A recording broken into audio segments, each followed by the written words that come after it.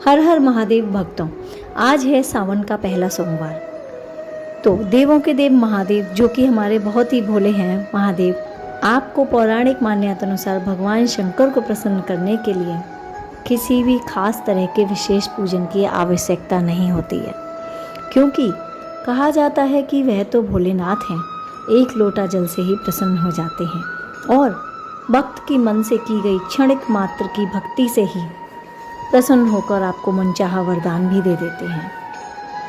आप भी शिव की भक्ति और कृपा पाने के लिए सावन के सोमवार का व्रत करते हैं तो इस कथा को अवश्य सुनिएगा। एक बार किसी एक नगर में एक साहूकार रहता था। उसके घर में धन संपदा की कोई कमी नहीं थी, लेकिन उसके कोई संतान नहीं थी। वह संतान न होने के कारण बहुत अत्यधिक दुखी रहता था और साथ ही में महादेव का अनन्य भक्त भी था। अतः संतान प्राप्ति के लिए वह हर सोमवार को व्रत रखा करता था और बड़ी ही श्रद्धा भाव से भोलेनाथ के मंदिर में जाकर माता पार्वती और शिव जी की यथानुसार पूजा किया करता था। समस्त विधि विधान से तन मन से वह अपने आराध्य भोलेनाथ को पूजता था।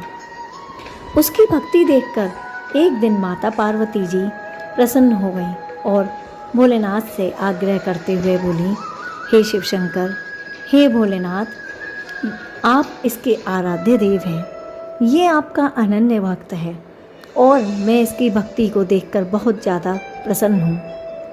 ऐसा क्या ये मांग रहा है जो आप इसको नहीं दे रहे हैं? मैं देख रही हूँ यह कितने सालों से आपके मंदिर में आता है, आपकी भक्ति करता है, पूजन करता है और बड़े ही भाव से बैठकर आपका भजन भी करता है। आपको इसकी मनोकामना अवश्य ही पूरी करनी चाहिए।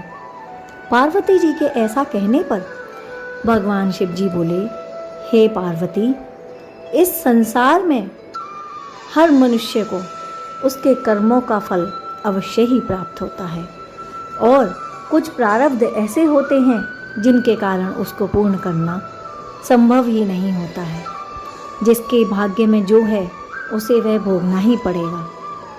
लेकिन पार्वती जी ने तो साहूकार की भक्ति को देखकर ठान ही लिया था कि वह उसका मनोरथ पूर्ण करवा कर ही रहेंगी। तो उन्होंने कहा, हे प्रभु, मैं इस साहूकार की भक्ति देखकर बहुत ज़्यादा प्रसन्न हूँ और मुझ पर नहीं रहा जा रहा है कि यह जो भी मांग रहा है आप उसे ना दें।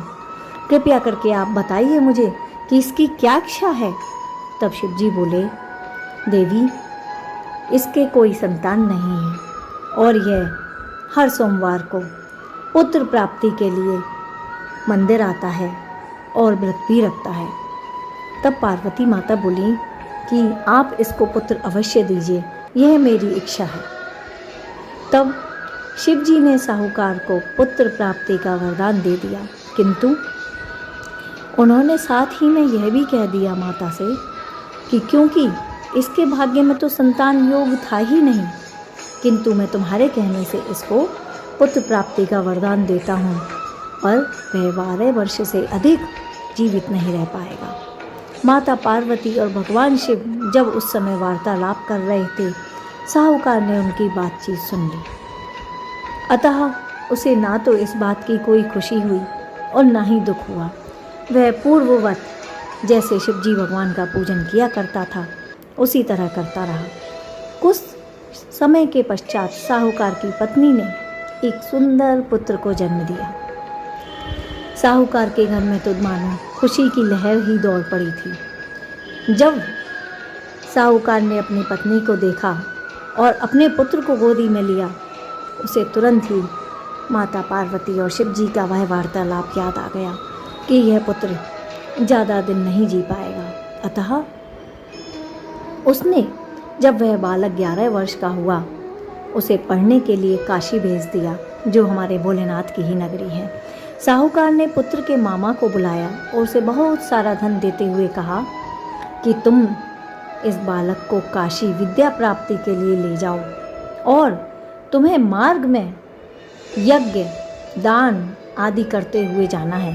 ब्राह्मणों को भोजन दक्षिणा अवश्य ही देनी है। दोनों मामा भांजे आज्ञा अनुसार निकल पड़े और उसी प्रकार जैसा कि उसके पिता ने कहा था, मार्ग में यज्ञ, दान, हवन, पुण्य आदि करते हुए जा रहे थे। ब्राह्मण को भोजन, वस्त्र और अनेकों दान करते हुए जा रहे थे। अब एक नगर में पहुँचे जहाँ उन्हें रात बितानी थी।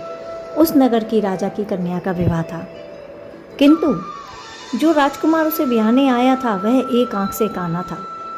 राजकुमार के पिता को इस बात की चिंता अधिक सता रही थी कि कहीं ऐसा ना हो राजा मेरे पुत्र को देख के विवाह ही तोड़ दे। तभी उसने क्या देखा कि साहूकार का पुत्र सामने से आ रहा है जो बहुत ही सुंदर है। उसके मन में विचार आया कि क्यों ना इसको मैं दूल्हा बनाकर राजकुमारी से विवाह करा देता हूँ और विवाह के पश्चात इसको धन देकर विदा कर दूँगा और राजकुमारी को अपने नगर ले आऊँगा। किसी तरह से यह बात छिप जाएगी। तो उसने लड़के को बुलाकर उसके मामा से बात की और मामा भी तैयार हो गया। लड़के को दूल्हे का वस्त्र पहनाकर राजकुमारी से विवाह करा दिया। किंतु साहूकार का पुत्र बहुत ईमानदार था, उसे यह बात बहुत ही बुरी लगी। अतः उसने जैसे ही मौका मिला राजकुमारी के दुपट्टे पर लिख दिया कि तुम्हारा विवाह तो मेरे साथ हुआ है, किंतु तुम्हें जिसके साथ भेजेंगे वह एक आंख से काना है और मैं तो काशी पढ़ने के लिए जा रहा हूँ। जब राजकुमारी ने अपने दुपट्टे पर यह बात पढ़ी तो उसने अपने माता पिता को यह सारी बातें बतला दी और कहा कि मैं इस राजकुमार के साथ विदा नहीं होंगी। और राजा ने भी वारत को ऐसे ही विदा कर दिया और अपनी पुत्री को विदा नहीं किया। दूसरी ओर साहूकार का जो बेटा था वह अपने मामा के साथ काशी पहुंच चुका था। वहां जाकर भी उन्होंने यज्ञ दान आदि किया, किंतु जिस दिन वह 12 वर्ष का हो गया उस दिन भी यज्ञ का आयोजन था। लड़के ने अपने मामा से कहा कि मेरी तबीयत कुछ खराब लग रही है। मामा ने कहा चिंता ना करो, मैं यह सब संभाल लूँगा, तुम अंदर जाकर सो जाओ। शिव जी के अनुसार ही कुछ ही देर में उस बालक के प्राण निकल गए। मृत भांजे को देखकर उसके मामा ने विलाप करना शुरू किया। संयोगवश उसी वक्त शिव जी और माता पार्वती जी उधर से जा रहे थे। पार्वती जी ने कहा, भोलेनाथ, यह किसके रोने का स्वर है और मुझ पर सहन नहीं हो सकता है। आप कृपया करके उस व्यक्ति के कष्ट को अवश्य दूर करें। जब शिवजी मृत बालक के समीप गए तो वह बोले, यह तो उसी साहूकार का पुत्र है जिसे मैंने 12 वर्ष की आयु का वरदान दिया था और अब इसकी आयु पूर्ण हो चुकी है। लेकिन माता पार्वती मातृभाव से विभोर होकर कहने लगी, हे महादेव, आप इस बालक को आयु दान दें, अन्यथा इसके वियोग में इसके माता पिता भी तड़प तड़प कर मर जाएंगे। माता पार्वती के पुनः आग्रह पर भगवान शिव ने उस लड़के को जीवित होने का आशीर्वाद दे दिया। शिव जी की कृपा से वह लड़का सदृश जीवित हो चुका था। शिक्षा पूरी करके लड़का और उसके मामा अपने नगर की ओर चल दिए। दोनों उसी नगर में आ पहुँचे जहाँ उनका विवाह हुआ था। उस नगर में भी उन्होंने यज्ञ का आयोजन किया। तभी उस लड़के के ससुर ने उसे पहचान लिया और महल में लाकर उसकी खातिरदारी की, फिर अपनी पुत्री को विदा कर दिया। इधर साहूकार और उसकी पत्नी भूखे प्यासे अपने पुत्र की प्रतीक्षा कर रहे थे। उन्होंने प्रण कर रखा था कि यदि उन्हें अपने पुत्र की मृत्यु का समाचार मिला तो वह भी उसी समय अपने प्राण त्याग देंगे। परंतु जैसे ही उन्होंने देखा कि उनका पुत्र जीवित है, वह यह समाचार पाकर बेहद प्रसन्न हो गए। उसी रात भगवान शिव ने साहूकार के स्वप्न में दर्शन देकर कहा कि हे श्रेष्ठी, मैं तेरे सोमवार के व्रत करने से और व्रत कथा सुनने से प्रसन्न होकर तुम्हारे पुत्र को लंबी आयु का वरदान दे रहा हूँ। इसी प्रकार जो भी व्यक्ति सोमवार व्रत करता है और कथा को सुनता या पढ़ता है, उसकी सभी मनोकामनाएं पूर्ण होती हैं और समस्त कष्ट दूर हो जाते हैं। हर हर महादेव। यदि आपको भी कथा पसंद आई हो तो लाइक कर दीजिएगा, चैनल को सब्सक्राइब कर दीजिएगा। Thank you so much for watching. हर हर महादेव। सावन के सोमवार की आपको हार्दिक शुभकामनाएं। आपका दिन शुभ हो।